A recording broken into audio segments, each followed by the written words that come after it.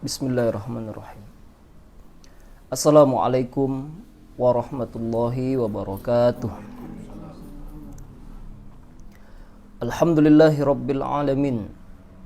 Wassalatu wassalamu ala asyrafil anbiya'i wal mursalin. Wa ala alihi wa ashabihi wa man kana aula bihi wa sallim taslima. Allahumma inna nas'aluka ilman nafi'a wa rizqan thayyiba wa amalan mutaqabbala. Subhana rabbiyal a'la, subhana rabbiyal a'la, subhana rabbiyal a'la. Demikianlah Allah Subhanahu wa ta'ala kita nyatakan sebagai zat yang maha paling tinggi, yang maha suci, yang tidak ada sesuatu pun yang lebih tinggi melainkan hanya Allah Subhanahu wa ta'ala, baik dari sisi zat maupun dari sisi sifat. Dan kita pun merasakan kedekatan Allah Subhanahu wa ta'ala dengan kita, itulah ketika saat momen bersujud kepada Allah Subhanahu wa ta'ala. Dan ini telah kita urai pada bahasan sebelumnya, bacaan sujud yang pertama, Subhana Rabbiyal A'la. Adapun bacaan berikutnya, ketika Nabi sallallahu alaihi wasallam menyatakan bahwa sujud merupakan amalan yang paling dekat seorang hamba dengan Rabb-nya, fa'aksiru fihi du'a, maka perbanyaklah oleh kalian di dalamnya doa. Maka bacaan yang kedua disampaikan oleh Imam Al-Bukhari dan Imam Muslim dari ibunda kita Aisyah radhiyallahu anha, bahwa Nabi sallallahu alaihi wasallam membaca subhanakallahumma rabbana wa bihamdika Allahumma ighfirli. Subhanakallahumma rabbana wa bihamdika Allahumma ighfirli. Artinya subhanak, ya Allah maha suci engkau. Allahumma engkau Tuhan kami, rabbana engkau Rabb kami. Wa bihamdika segala puji bagimu, Allahumma ighfirli. Ya Allah ampunilah dosa-dosaku. Adapun keterangan dari bacaan ini sebetulnya telah kita urai pada bab bacaan ruku, di mana Nabi SAW ternyata membaca bacaan yang sama di dalam sujud. Artinya bacaan subhanakallahumma rabbana wa bihamdika Allahumma ighfirli bisa dibaca di ruku, bisa dibaca di sujud. Nah, jadi Nabi kembali memohon ampun kepada Allah Subhanahu wa ta'ala di dalam sujudnya. Setelah di dalam doa iftitah, kemudian nanti di ruku, kemudian nanti di sujud. Nanti kita juga akan lihat Nabi kembali memohon ampun ketika duduk di antara dua sujud. Ini bacaan yang kedua, subhanakallahumma rabbana wa bihamdika Allahumma ighfirli. Bacaan yang ketiga diriwayatkan oleh Imam Muslim dari ibunda kita Aisyah. Bacaan ini juga boleh dibaca ketika ruku, di mana Nabi sallallahu alaihi wasallam membaca bacaan subuhun quddusur rabbul malaikati warruh. Boleh nanti ketika dari i'tidal menuju sujud baca subuhun quddusur rabbul malaikati warruh. Subuhun maha suci, Kudus maha bersih, Rabbul malaikati warruh, Tuhannya para malaikat dan Rabbnya Jibril. Ini yang juga telah kita pelajari dan telah kita rincikan maknanya di dalam rukun ruku. Kemudian yang keempat, bacaan berikutnya juga bacaan yang dibaca oleh Nabi SAW di dalam sujud, juga telah kita urai pada bahasan ruku, di mana Nabi SAW di dalam sujudnya beliau juga membaca subhana dzil jabarut wal malakut wal kibriya wal azamah. Subhana dzil jabarut wal malakut wal kibriya wal azamah. Subhana maha suci Allah, dzil jabarut yang memiliki kemampuan untuk menundukkan, wal malakut yang memiliki kepemilikan, wal kibriya dan kekuasaannya mutlak, wal azamah dan keagungan. Lebih rincinya para penonton dan para pendengar juga bisa merujuk kembali pada bahasan ruku. Inilah di antara bacaan-bacaan yang dilafazkan oleh Nabi SAW di dalam sujud beliau. Kemudian tidak sampai pada 4 bacaan ini, Nabi SAW masih memiliki bacaan di dalam sujud, yaitu hadis yang diriwayatkan oleh Ali bin Abi Thalib yang termaktub ditulis oleh Imam Muslim dan Imam Ahmad dalam kitab mereka, bahwa Nabi SAW di dalam sujud membaca Allahumma laka sajadtu, ya Allah, ya Tuhan kami, laka, hanya untukmu sajadtu, aku bersujud. Ya Allahumma laka sajadtu wa bika amantu, dan kepadamulah aku beriman, hanya kepadamu aku beriman. Allahumma laka sajadtu wa bika amantu wa laka aslamtu, dan kepadamulah aku menyerahkan diri. Sajada wajhiya lilladzi khalaqahu wa sawwarahu. Wajahku saat ini ya Allah sujud kepada zat yang telah menciptakannya. Jadi di antara bacaan Nabi ketika itu adalah sajada wajhiya lilladzi khalaqahu wa sawwarahu. Wajahku ini ya Allah, ini sujud kepada zat yang menciptakannya, sujud kepadamu ya Allah. Wasawwarahu, yang telah menggambarkannya, yang telah membentuknya sedemikian rupa. Wasyaqqa sam'ahu wa basarahu, kemudian yang membukakan pendengaran dan penglihatan. Tabarakallah, maha penentu dan sumber keberkahan engkau ya Allah. Ahsanul khaliqin, dan engkau adalah sebaik-baik pencipta.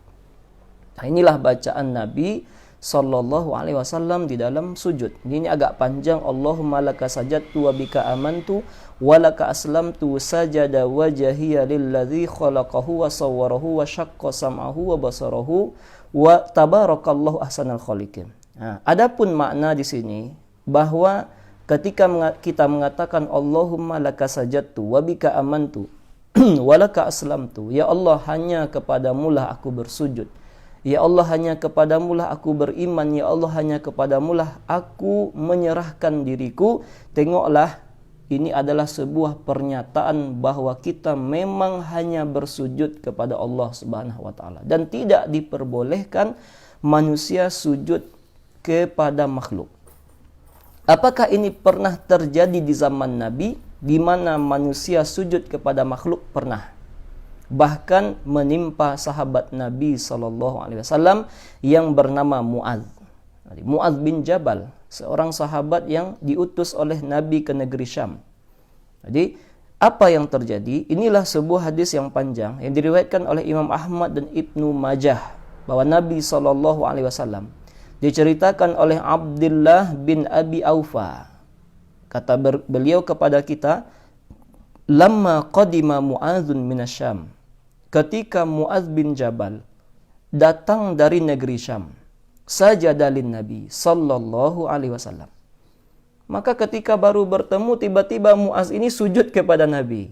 Nah, ini Mu'adz datang tiba-tiba sujud kepada Nabi. Maka Nabi SAW bertanya, "Mahadza ya Mu'adz?" Ini apa wahai Mu'adz? Maka Mu'adz kemudian berdiri, "Ataitu Syam." Nabi, aku baru saja datang dari Syam. Fa wafaqathum yasjuduna li asaqafatihim wa batariqatihim. Ketika di negeri Syam, Nabi, aku lihat orang-orang Syam itu mereka sujud kepada uskup-uskup mereka dan pemimpin-pemimpin mereka. Di negeri Syam itu Nabi, orang sujud Nabi. Mereka sujud ke pemimpin-pemimpin mereka. Fawadittu fi nafsi an naf'ala dzalik bika. Nah, ketika aku lihat itu Nabi, aku merasa ingin pula untuk sujud kepadamu nanti. Kalau bertemu nanti Nabi, rasa-rasanya kalau Nabi ini jauh lebih berhak untuk disujudkan. Nah, itulah yang aku lakukan sekarang Nabi. Jadi ketika aku datang dari negeri Syam, aku tengok mereka sujud kepada pemimpin-pemimpin mereka, tentu engkau lebih berhak Nabi, maka inilah sujud yang aku lakukan tadi. Maka Nabi SAW menyatakan kepada Mu'adz, fala taf'alu, jangan lakukan Mu'adz, tidak boleh. Tidak boleh itu Mu'adz. Fa inni law kuntu amiran ahadan ayasjuda li ghairillah. Sungguh wahai Mu'adz, kalaulah aku diperintahkan oleh Allah dibolehkannya sujud seorang hamba kepada selain Allah, Jadi kalaulah andai boleh wahai Muaz sujud manusia kepada manusia, la amartul mar'ata an tasjuda li zawjiha. Maka sungguh aku akan perintahkan seorang istri untuk sujud kepada suaminya. Kemudian Nabi menyampaikan, walladzi nafsu Muhammadin biyadihi la tu'addil mar'atu haqqa rabbiha hatta tuaddi haqqa zawjiha. Sungguh demi jiwaku yang ada di tangan Allah, tidak akan disebut seorang perempuan itu menunaikan haknya kepada Allah sampai dia harus menunaikan kewajiban kepada suaminya. Jadi ibaratnya belum disebut taat seorang perempuan sampai dia taat kepada suaminya. Artinya mengerjakan apa yang diperintahkan oleh suaminya. Dan lalu Nabi menyampaikan, walau sa'alaha nafsaha wa hiya ala qatabin lam tamna'hu. Bahkan saking harus patuhnya perempuan ini, kata Nabi, seandainya suaminya memintanya untuk mengerjakan sesuatu sedangkan istrinya ini berada di atas hewan, di atas kendaraan tibanya, maka hal itu pun tidak menghalanginya untuk mengerjakan apa yang diperintahkan oleh suaminya. Nah, inilah jadi sisi pendalilan dari hadis yang cukup panjang di sini adalah bahwa kita manusia tidak diperbolehkan sama sekali untuk sujud kepada makhluk. Tidak boleh sujud kepada makhluk. Jadi kita pun harus berhati-hati dalam perihal ini. Kalau dalam melakukan sesuatu, bermuamalah dengan orang lain, harus diperhatikan tidak diperkenankan kita sujud kepada selain Allah Subhanahu wa taala. Jadi meletakkan ibadah sujud ini hanya kepada Allah Subhanahu wa taala. Inilah yang kita baca di dalam sujud kita, Allahumma laka sajadtu wa bika amantu wa laka aslamtu. Ya Allah, hanya kepadamu lah aku, satu-satunya kepadamu aku bersujud, satu-satunya aku hanya beriman kepadamu, dan engkaulah satu-satunya tempat aku menyerahkan diri. Kemudian kita katakan, sajada wajhiya lilladzi khalaqahu wa sawwarahu wa syaqqa sam'ahu wa basarahu. Kita nyatakan dengan penuh pengagungan bahwa kita sujudkan wajah kita kepada yang telah menciptakannya. Nah, ini juga pengakuan berikutnya. Ya Allah, sekarang wajahku yang telah engkau bentuk dengan sedemikian rupa, ya Allah. Engkau jadikan pula di wajahku ini pendengaran, penglihatan. Ini ya Allah aku sujudkan kepadamu. Lalu kita nyatakan, tabarakallah ahsanul khaliqin. Sungguh semua keberkahan yang aku dapatkan di dalam hidupku ini, ya Allah, itu engkau semuanya, ya Allah. Darimu semuanya, ya Allah. Ahsanul khaliqin, engkau adalah sebaik-baik pencipta. Inilah yang juga disampaikan oleh Allah di dalam surat At-Tin, laqad khalaqnal insana fi ahsani taqwim. Sesungguhnya kami telah menciptakan manusia dalam keadaan sebaik-baik penciptaan. Nah, lihatlah wajah kita, hidung kita berlubang, ditaruh di bawah, kalau ditaruh di atas, kalau hujan kalau hujan sudah kita tutup. Tapi Allah turunkan seperti ini, kalaupun datang tidak apa-apa semuanya. Allah jadikan mata dua, kemudian hidung, mulut, semuanya. Ini adalah sebaik-baik penciptaan. Itulah yang kita baca di dalam sujud. Tabarakallah ahsanul khaliqin. Maha berkah engkau ya Allah, engkaulah sebaik-baik pencipta. Nah, inilah di antara bacaan sujud pada kesempatan ini yang kita kaji. Mudah-mudahan bacaan ini dapat kita hafal dan dapat kita lafazkan di dalam sujud-sujud kita kepada Allah Subhanahu wa ta'ala.